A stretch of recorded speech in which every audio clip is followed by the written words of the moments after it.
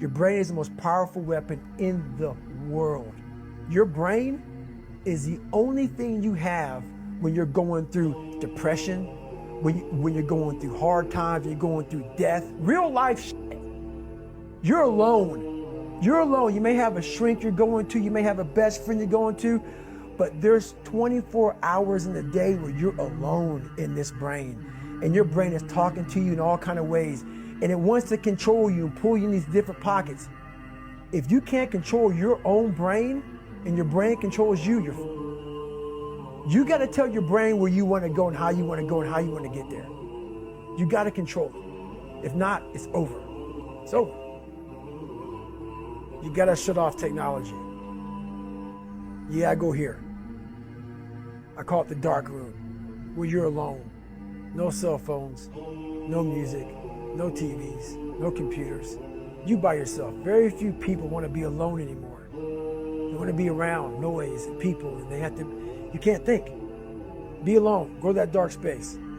In that dark space, shut life off for a little bit. Go to a dark place in your mind and figure out what the you want to be. You don't know what you want to be because you haven't spent time, real time with yourself. Spend time with yourself. Trust me. And once you find that passion, that purpose, your goals, your purpose, everything will just start lining up. And then you'll find the courage to start that journey. For you to find greatness in yourself, you're not going to find it by looking in a book or by even hearing me. I may give you the spark, but you've got to go inside yourself to find it. And that means you got to be quiet. Shut the f up, go in a room, stop talking, search your soul, search your mind, search your abilities, and you'll find it. But if you're not looking for it, you won't find it. So you got to go start your journey. And the journey starts with you finding, why the hell am I here on this planet Earth? Why am I here? And if you don't know that, you will live the rest of your life searching, always asking the question, why? The most important conversation you will ever have in your life is the one you have with yourself. You wake up with it, you walk around with it, you go to bed with it, eventually you're going to act on it. Whether it's good or bad, you have to face that in that dark room. In that dark room is who you are. But in that dark room is where you have to create another human being that walks out of that dark room to face who you are. That's the only way you're going to get over all those things. You have to create someone else. In the dark room, you face yourself. You realize you want to be better. You realize you don't want to be this weak, insecure person in the world who has all these problems that we all have. When you really sit back at your life and you are in that dark room and you're looking at where you started from, and then you put a goal in your mind. How are you going to feel, man, when you accomplish this goal? Coming from that shit. Coming from the hell you came from. A lot of people start from a good starting point. They have a good foundation. What if you can surpass all of these motherfuckers? What if everybody who was way up here started up here?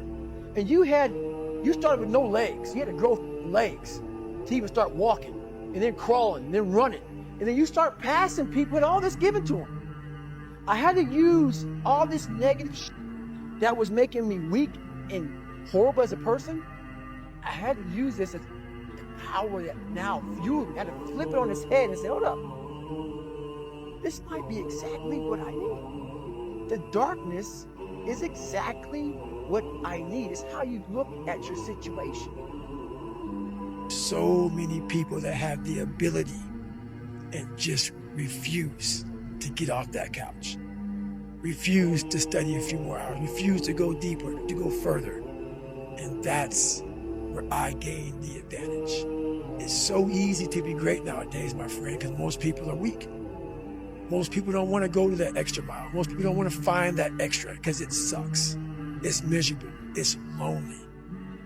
Hard times create hard men. Hard men create soft times. Soft times create soft men. Soft men create hard times. We are now around soft men and hard times. You can't be weak. And in this country, being weak is thought of as a virtue. Jordan Peterson has a really interesting way of looking at this. And he said it to me once, and it made a lot of sense. He said, people think that you should be weak and you should be docile, and then you should be a pacifist. He goes, no, you should be a monster.